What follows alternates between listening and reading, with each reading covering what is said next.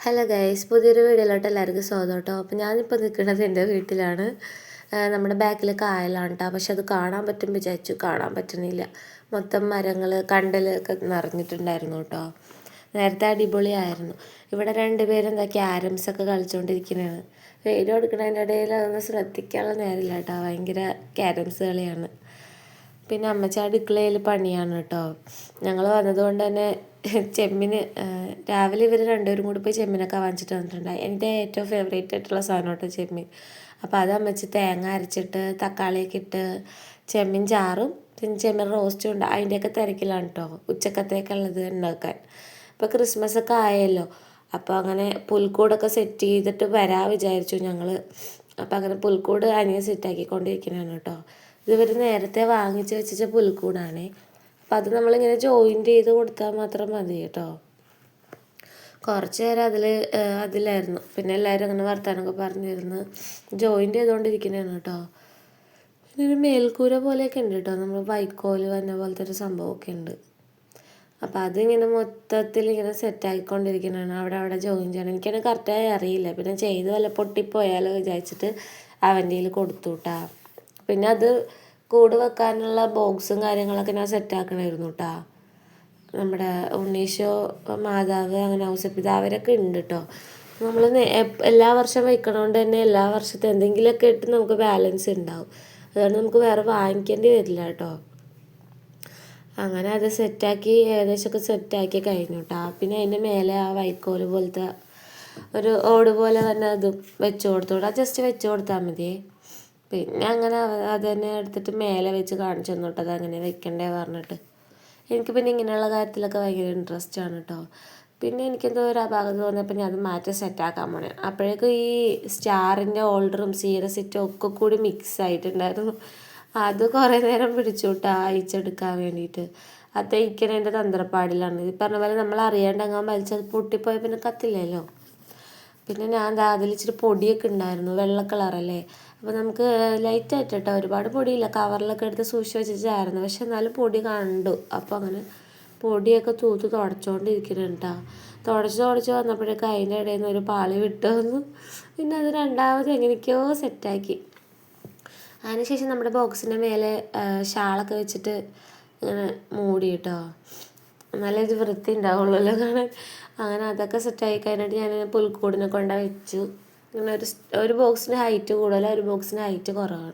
പിന്നെ ഇങ്ങനെ ഒരു സ്റ്റെപ്പ് പോലെ വെച്ചു കേട്ടോ. നല്ല രസമുണ്ടായിരുന്നു. അത് കഴിഞ്ഞിട്ട് അതിൻ്റെ മേലെ നമ്മൾ പുല്ലിൻ്റെ സംഭവം നമ്മൾ നേരത്തെ അവിടെ ഉള്ളതാണ്, വാങ്ങിയതായിരുന്നു കഴിഞ്ഞ പ്രാവശ്യം.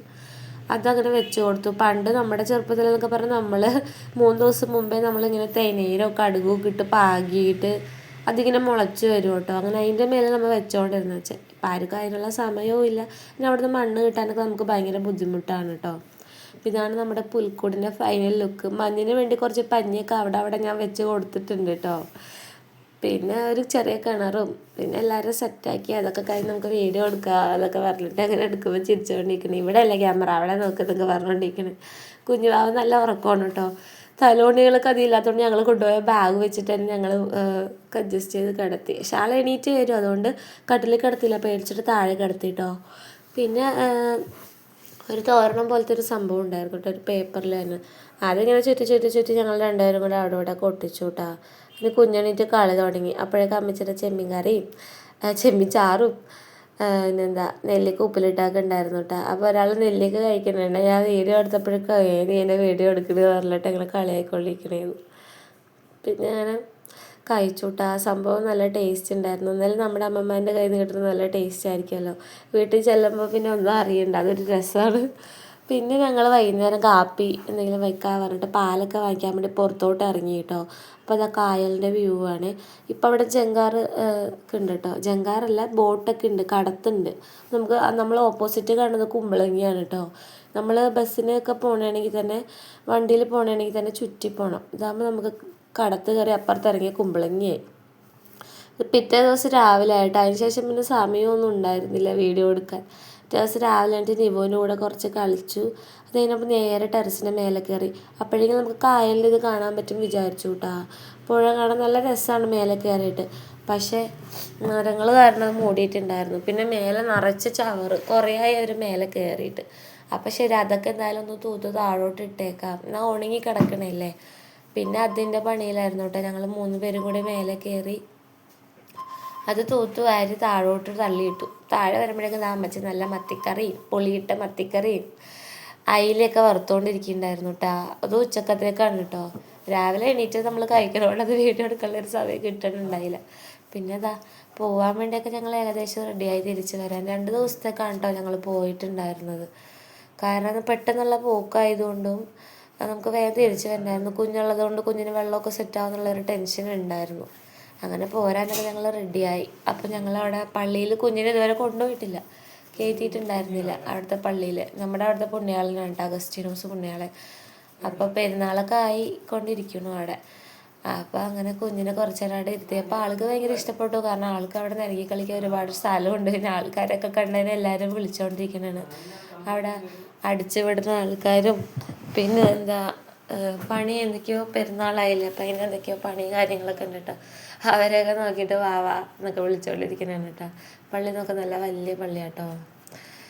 അങ്ങനെ നമ്മൾ അവിടെ ഇരിക്കാനൊക്കെ ഒരുപാട് സ്ഥലങ്ങളും കാര്യങ്ങളൊക്കെ ഉണ്ട്. പിന്നെ നമ്മൾ അവിടെ ഇരുന്ന് പ്രാർത്ഥിച്ചു, നേർച്ചയൊക്കെ ഇട്ടു, കുഞ്ഞിനെ എല്ലാവരുടെയും ഒത്തിക്കൊക്കെ ചെയ്തു കേട്ടോ.